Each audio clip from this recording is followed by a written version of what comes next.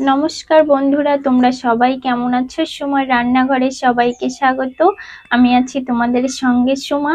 আজকে তোমাদেরকে তৈরি করে দেখাবো পাটিসাপটা পিঠা। এই পিঠা কিন্তু অনেকে অনেক ভাবেই তৈরি করে। আজকে আমি কিন্তু একটু অন্যরকম ভাবেই তোমাদের তৈরি করে দেখাবো, কিন্তু এভাবেও খেতে ভালো লাগে। তোমরা দেখতে থাকো, দেখলে হয়তো তোমাদের ভালো লাগবে। এখানে 300 গ্রামের মতো দুধ ভালো করে জাল দিয়ে নিয়েছি। দুধের সঙ্গে পরিমাণ মতো ময়দা মিশিয়ে ব্যাটার তৈরি করে নেব। মিশিয়ে নেব, অল্প অল্প করে দেব আর মিশিয়ে নেব দুধের সঙ্গে। খুব সামান্য একটু লবণ দিয়ে দিচ্ছি।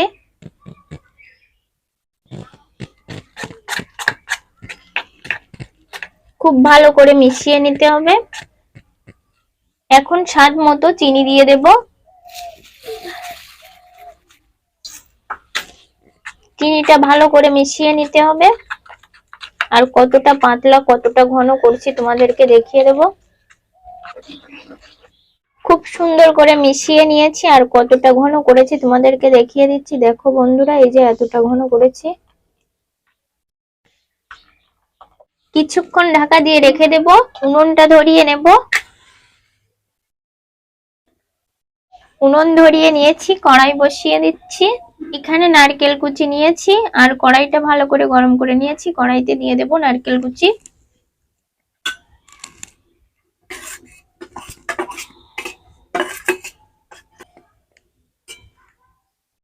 চিনি নিয়ে নিয়েছি, স্বাদ মতো চিনি দিয়ে দেব নারকেল কুচির ভিতর।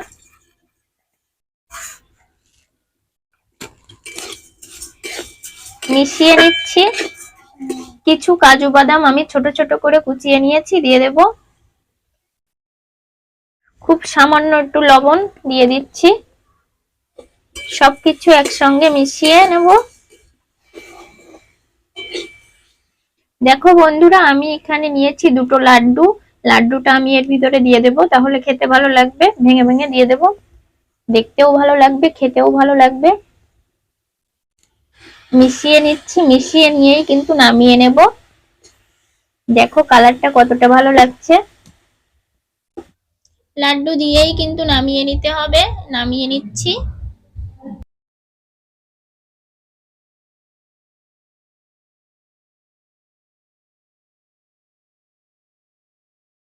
উনুনে তাওয়া বসিয়ে দিয়েছি। তাওয়াটা ভালো করে গরম করে নেব। আর এখানে একটা পরিষ্কার ন্যাকড়া নিয়ে নিয়েছি, আর এখানে সাদা তেল নিয়ে নিয়েছি, মাখিয়ে নেব।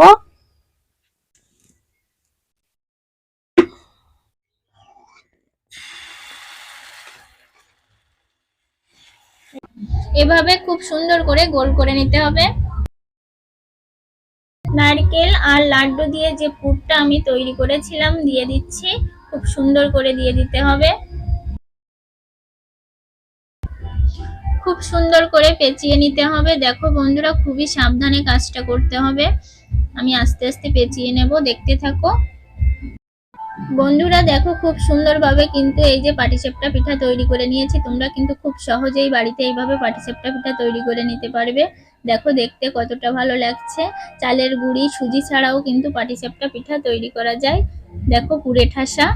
দুপাশটাই তোমাদেরকে দেখিয়ে দিচ্ছি। তুলে নেব। দেখো বন্ধুরা, এই যে খুব সুন্দর করে তৈরি করে নিয়েছি, তুলে নিচ্ছি। একইভাবে কিন্তু এই যে তেল মেখে নিচ্ছি। এই একইভাবে সবগুলো আমি তৈরি করে নেব।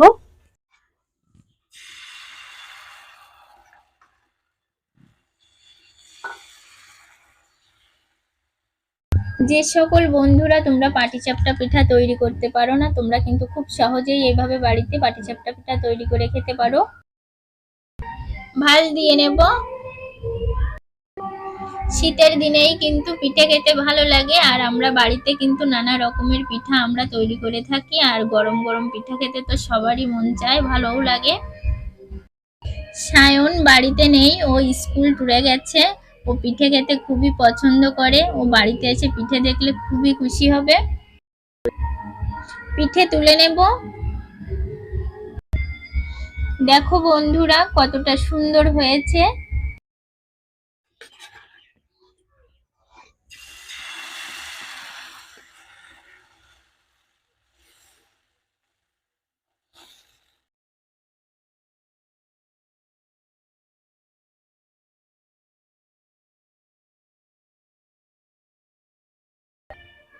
মাছটা দেওয়ার সময় তোমরা খুবই সাবধানে দেবে যাতে কড়াইয়ের স্যাকটা হাতে না লাগে।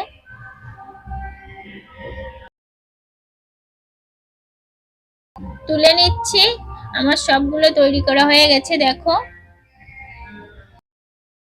বন্ধুরা, তোমাদের একটু কাছ থেকে দেখিয়ে দেবো। দেখো দেখতে কতটা ভালো লাগছে, খেতেও কিন্তু খুবই ভালো লাগে। তোমরা একবার বাড়িতে এভাবে তৈরি করে খেয়ে দেখবে, খেতে কিন্তু খুবই ভালো লাগে।